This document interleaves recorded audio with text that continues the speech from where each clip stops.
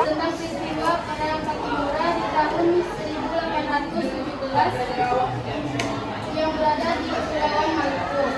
Latar belakang dari peristiwa ini katanya masa pemerintah kolonial Hindia Belanda di Kepulauan Maluku yang memperketat monopoli perdagangan dan geologi.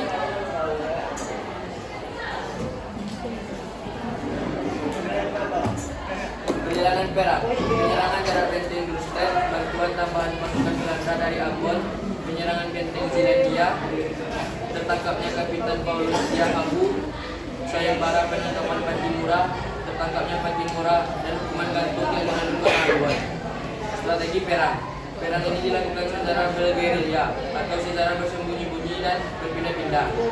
Tokoh-tokoh perlawanan tokoh dari Indonesia yaitu ada Patimura, Kapitan Paulus Yahabu, Thomas Patiwail, Lukas Latina. Sedangkan tokoh dari Belanda, Presiden Sapabula, Kapten Lord Mayor Bedres. Baiklah, ada yang bertanya? Perkenalkan, saya Akmayanda Putri dari kelompok 1. Pertanyaannya, kapan terjadinya Perang Patimura dan berapa lama perang tersebut berlangsung? Baiklah, saya akan menjawab Yanda. Perang ini terjadi pada tanggal 15 Mei 1817 dan selama 6 bulan perang sebentar. Baiklah, kesimpulan dari peristiwa ini setelah 6 bulan kepemimpinan Patimura, akhirnya Patimura ditangkap.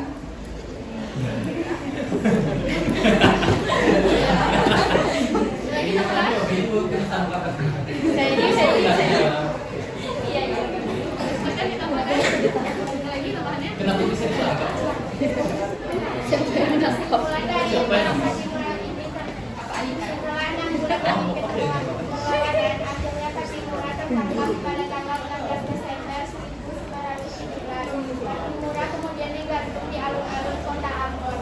Tokoh perang Patimura lainnya yaitu Christina Marta Tihapu lalu melanjutkan perang India walaupun akhirnya tertangkap juga. Lagi teman dari baiklah, sekian dari presentasi dari kami. Mohon maaf atas segala kesalahan dan kekurangannya. Wassalamualaikum warahmatullahi wabarakatuh. Waalaikumsalam warahmatullahi wabarakatuh.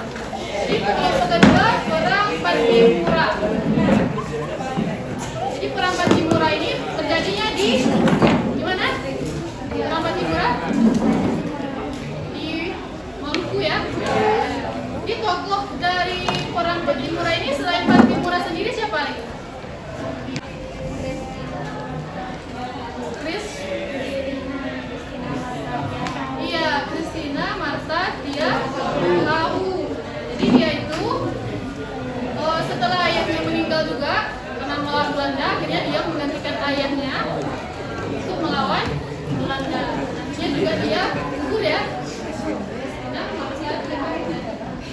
kemudian apa penyebab perang Patimura? Seperti yang sampaikan kelompok 2. Ya, karena monopoli perdagangan. Next, kelompok 4.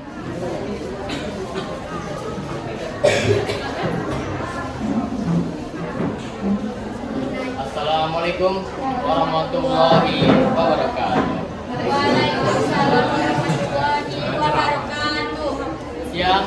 Siang semuanya. Semoga pendengar yang berada di ruangan ini selalu sehat-sehat, selalu baik dari jasmani dan rohani. Maka izinkanlah kami selaku kelompok 4 menyampaikan hasil presentasi kami di siang yang terik ini tentang strategi perlawanan bangsa Indonesia terhadap penjajahan Belanda. Perang Diponegoro. Lokasi peristiwa perang Diponegoro terjadi di Jawa Tengah, Jawa Timur, dan Yogyakarta. Latar belakang terjadinya perang Diponegoro. Memasuki abad ke-19, keadaan di Yogyakarta semakin memprihatinkan karena intervensi Belanda terhadap pemerintah lokal seringkali memburuk perselisihan yang ada di lingkungan kerajaan. Perbuatan pihak kolonial juga membawa kebiasaan adat dan budaya keraton yang tidak sesuai dengan budaya Nusantara. Selain itu, dominasi Belanda telah menyebabkan hasil pemerintah karena dijadikan sebagai faktor pemerasan. Pasalnya, para petani dilayangkan membuka perselisihan karena harus menjadi petani terpaksa. Dan mereka pun semakin berat karena diwajibkan untuk membayar berbagai macam pajak. Hal yang secara langsung menyebabkan Diponegoro yaitu pemasangan patok untuk pembuatan jalan kereta api yang melewati makam yang di Diponegoro di Purbalingga. Jalannya perang hingga akhir perang.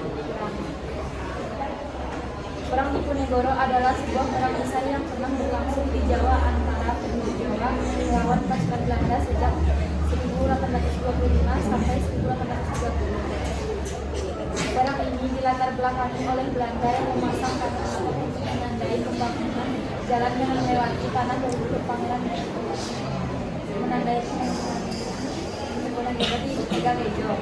Hal ini menimbulkan kemarahan dari Pangeran Diponegoro sehingga mengusulkan perlawanan yang dilakukan oleh Pangeran Diponegoro selanjutnya meluas hingga ke Jakarta, Surakarta, Banyumas bahkan sampai ke Jawa Timur. Hal ini membuat Belanda kewalahan dan mendatangkan pasukan dari Sumatera Barat. Selain itu, Belanda juga menjalankan strategi Brandsen, yaitu strategi yang berhasil mempersempit ruang gerak pasukan Diponegoro. Ketika pasukan Diponegoro mulai melemah, Belanda kemudian menekan Pangeran Diponegoro untuk menyerah. Perlawanan berakhir setelah Pangeran Diponegoro ditangkap di Manyar, Jawa Tengah, lalu dia singgah ke Manado pada tahun 1820. Strategi perang. 1. Perang gerilya, sebuah strategi yang melakukan pengelabungan. 2. Perang akuisisi atau penjemuan, upaya berperang untuk memenangkan musuh sampai titik kehancuran melalui kemudian bersenjata. 3. Benteng Stansel, strategi Belanda yang digunakan untuk menangkap Pangeran Diponegoro. Tokoh-tokoh perlawanan. 1. Raden Mas Onofrio. 2. Pangeran Mangkubumi. 3. Pati dan Reja. 4. Sentot Ali Basyah Prawiraja. 5. Kiai Mojo. 6. Jenderal Teko. Baik, karena presentasi kami selesai, maka ini saatnya untuk tanya jawab. Namun, sebelum tanya jawab, izinkan saya menyampaikan sesuatu. Pada suatu hari saya pernah mendengar seseorang ulama berkata, barang siapa yang menyulitkan urusan orang lain, maka akan disusul pula urusannya suatu saat nanti. Jadi, yang ingin bertanya, silakan bertanya.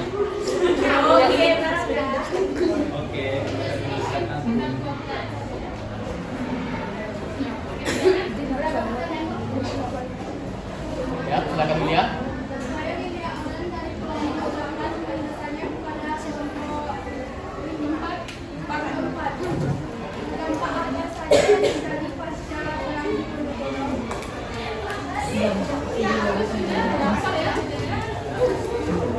Pertanyaan kedua dari siapa? Ada yang bertanya? Oke, masih lagi. Apa akibat dari benteng Stelsel bagi bangsa Indonesia? Baik, izinkan saya menjawab pertanyaan dari Willia Aurgen dari kelompok 8. Dampak apa saja yang terjadi pasca perang Diponegoro? Dampak pasca perang Diponegoro adalah banyak banteng berdiri, Belanda mengalami krisis keuangan, diterapkan sistem tanah paksa, kekuasaan Belanda di tanah Jawa yang semakin menguat dan memakan banyak korban jiwa. Ya, maksud saya adalah benteng. Maafkan perkataan saya tadi. Karena manusia tidaklah manusia yang sempurna. Jadi saya selalu minta kesalahan.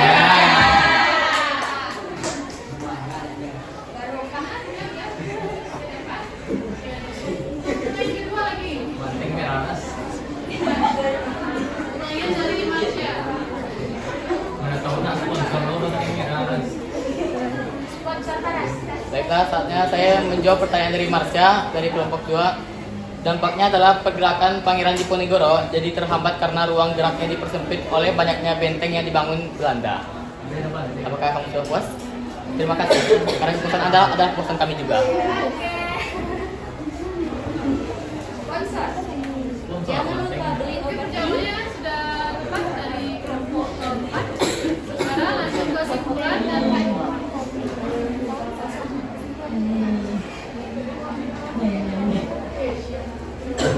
Baiklah, kesimpulan dari presentasi kami adalah Perang Diponegoro adalah perang yang berlangsung di antara tahun 1825 sampai 1830 daerah Jawa Tengah dan sebagian Jawa Timur. Dalam perang terjadi antara Belanda penduduk pribumi yang dipimpin oleh Pangeran Diponegoro. Perang ini disebabkan pihak Belanda membangun jalan dari Yogyakarta ke Magelang yang melewati makam leluhur Pangeran Diponegoro. Dalam peperangan yang berlangsung selama 5 tahun ini dimenangkan oleh pihak Belanda. Setelah kekalahan tersebut, Pangeran Diponegoro ditangkap dan diasingkan ke Manado dan dipindahkan ke Makassar sampai beliau wafat tanggal 8 Januari 1855. Baik, terima kasih. Hanya itu yang dapat kami sampaikan. Mohon maaf jika ada kesalahan karena kami bukanlah yang salah sempurna. Wassalamualaikum warahmatullahi wabarakatuh.